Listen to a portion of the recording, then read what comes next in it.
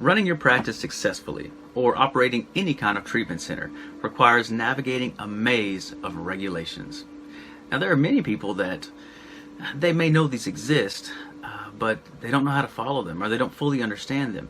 Then there are others that are just oblivious to regulations. There was once a woman who thought that the sinking of the Titanic and the attack on Pearl Harbor were both just movies. When asked about this, she said they couldn't possibly be real because that would make Ben Affleck and Leo DiCaprio like 100 years old. Like her, there's really no excuse for saying, I didn't know. There are real consequences for not following regulations. I mean, this could include your professional license revocation, where you can't actually practice. It could be the consequence of a facility shutdown, the facility actually being closed because of not following the guidelines it's supposed to. There could be fees, there could be fines, there could be incarceration. Some people are actually placed in jail because of criminal acts associated with not following regulations, particularly in the case of insurance fraud. So again, I didn't know really isn't an excuse. This video, I want to talk a little bit about regulations just so we can kind of understand what this thing is, and you can get a better grasp of how to avoid all those negative consequences and also be the best at what you're doing.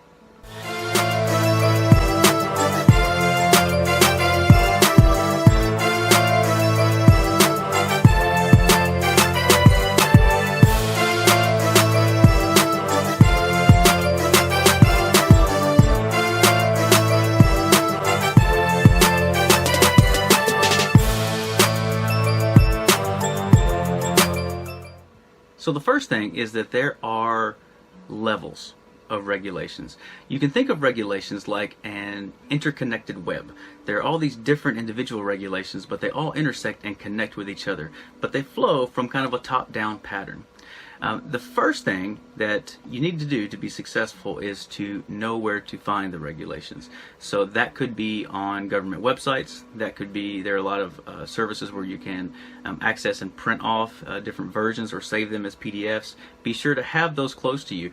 And if you can't identify certain types of regulations or where to find them, reach out to a colleague, because chances are someone that you're working with will know where to find those or be aware of them. And last-ditch effort, if you have to, reach out to your licensing board. I mean, they can point you in the right direction. The next thing you need to know is how to read them. So just having the regulations is not sufficient. Sometimes they always read like stereo setup instructions in Chinese. They're extremely difficult and dry and wordy and sometimes pedantic and definitely confusing. So there is a rhyme and a reason to it, though. So understanding exactly how to decipher, how to unlock, to read, to understand both the letter of the regs and the spirit of the regs, the intent, is definitely critical. Lastly, you need to know how to stay on top of updates. So regulations are not static. They're not something that exist and are forever etched in stone. They may have existed for a long time and may be in that current form for a long time, but regulations do change. And so being able to keep abreast, ideally in advance, of any changes that might come down the pike according to those regs is definitely going to give you an advantage, both in terms of setting up your center for success if you're going to need to make significant changes to programming or to staffing as a result of those regulations, and also just to keep yourself from being tripped up down the road by having a bad audit or a deficiency or something because you weren't paying attention to the latest updates in the regulations. So regulations flow from the top down. Let's begin with federal regulations. These are things like HIPAA. I'm sure everyone's heard of HIPAA. That is regarding patient confidentiality and protection of medical records. That's huge because it's federal. That covers everywhere. It doesn't matter which state that you're in or where you're practicing in the United States. You have to follow HIPAA. Another one is high tech, and that relates to electronic use of records and how do you manage the digital piece of that. And then there's the Freedom of Information Act. So there are a lot of things at the federal level that will directly impact every center.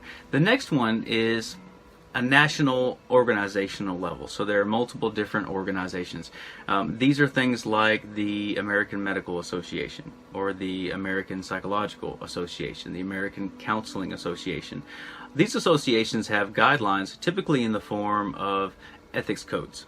And those ethics codes govern what you can do and what you can't do while you're practicing.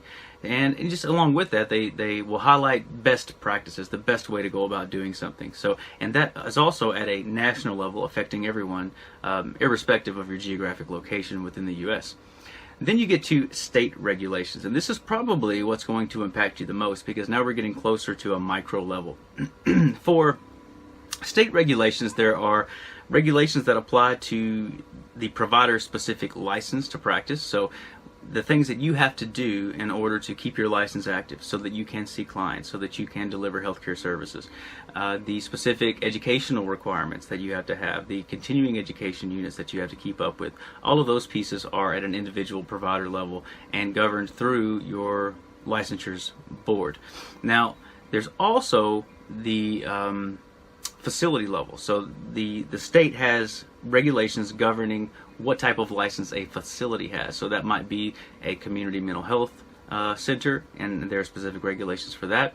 It might be a hospital level regulations. It might be alcohol and other drug entity like rehab regulations. It could be a behavioral health service organization, a mental health treatment agency, a multi-practice specialty group, so like a private practice. There are guidelines for that as well, and so each of these affect how you can operate your business, things that you can't do, things that you can do, things that you must do, and that's at the state level. In Kentucky, the state that I practice in, there are two standard types, and that is what we would call KAR and KRS. KAR is Kentucky Administrative Regulation, and then KRS is Kentucky Revised Standards. So they're both regulations that you need to follow. Then there are ancillary regulations. These are things like health department codes. Like, for example, let's say you're operating a treatment center, and as part of that treatment center, you're feeding your clients. You're providing food for your clients' meals. Well, within the regulations, there are, and it'll typically just be mentioned kind of as a footnote or as a little notation on the side, that you have to follow the health department codes for the food service. So again, this is this web, this interconnection. So pay attention as you're looking through the regs. What other regs maybe aren't directly listed but are referenced, because those also apply. You go a little farther along, you have certification guidelines. So this might be something like ASAM, the American Society of Addiction Medicine. They have guidelines for certification of centers at particular levels of care. So if you're going to say you're a residential treatment center, well, there are guidelines for that, and ASAM requires that those be followed. If you're going to say you're operating an intensive outpatient program, again, there are guidelines, and ASAM specifies those. Then again, on an individual level for certifications, you have things like a CADC, a certified alcohol and drug counselor. As opposed to a licensure, this is a certification requirement. And again, you report to a board. There are guidelines. There are things that you have to do. There are things you cannot do. So beyond that, then you're getting into, for reimbursement purposes, if you want to get paid. And in particular, this is DMS, the Department of Medicaid or Medicare Services.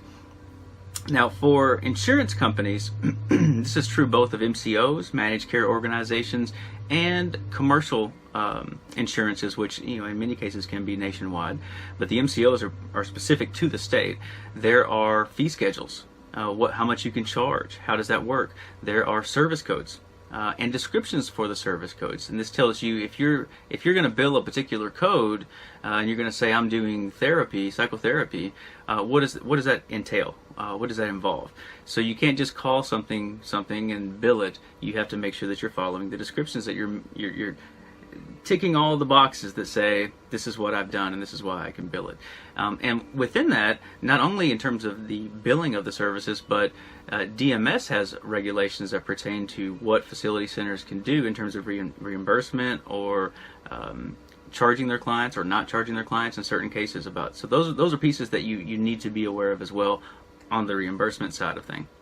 Going a little farther along, we have accrediting bodies. Now, these are not government agencies. Typically, accrediting bodies are voluntary.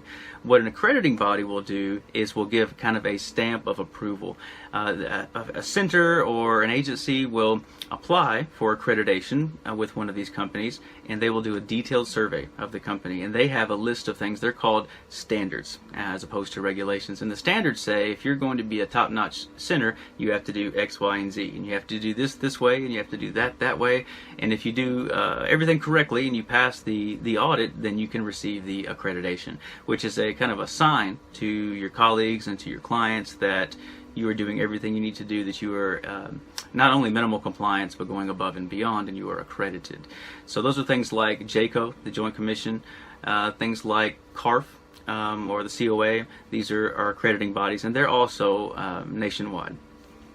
Then you have things like standardized instruments. So this would be like the BDI, the Beck Depression Inventory, or the CSSRS for the Columbia Screener for Suicide.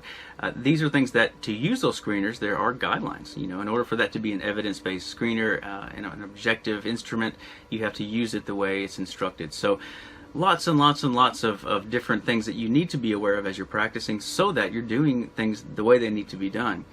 Know that sometimes regulations, standards, or guidelines conflict with each other. I know that sounds weird, but it's true. You'll look at one reg and it'll say do this, you'll look at another reg and it'll say do this, and you're like, well, what do I do? My suggestion is, and this is the best advice I can give you, that it's always wise to follow the most stringent. So if one says you need to do X amount of hours, maybe it's 10 hours of this per week, and another reg says you need to do 15 hours, do 15. Because that way you know that you're covered across all situations. So always follow the most stringent regulation when you come across multiples. This is also true if you are dual licensed. So you might have a facility that is licensed for, say, AODE, to provide services for substance abuse, and then you might also have another license like as BHSO, so to provide behavioral health or mental health treatment. And those regulations differ, so you want to make sure you're following most stringent and doing the best practice as you are operating in both of those areas, under both of those licenses and both of those sets of regulations. Build your program according to these regs. That is necessary. You have to make sure that the program conforms to what those regs say, and that's why they exist, to make sure that those minimum standards are followed. It's the spaces in between the regulations where you can be creative, so long as you are meeting the regulations. Another thing that's important is to develop allies. Cultivate them within your professional network. Experts. Find people that can offer guidance, or that can give you heads up on changes that are occurring or maybe have occurred and you weren't aware of that. Or hire someone. You can find a lot of consultants that will help educate you on what regs are required, how to fulfill those regs, how to read those regs, how to make sure that everything's like it needs to be. In fact, that's one of the services that I provide through Kinged. So find someone that can come alongside you and help you to navigate those regs, because that's very, very important. Finally, be 5-star. 5-star. Like the customer that didn't know his cheeseburger had cheese on it and sent it back to the kitchen. Ignorance is not an excuse. Be 5-star. The purpose of the regs is for quality, and for quality of the services, and then also the safety of the consumers, the safety of the clients. That's why the regulations exist. So whenever possible, not only meet, but try to exceed the guidelines. That way your program will be strong, beyond reproach, and it'll stand out from the competition. Until next time, don't just be transformed, be kinged.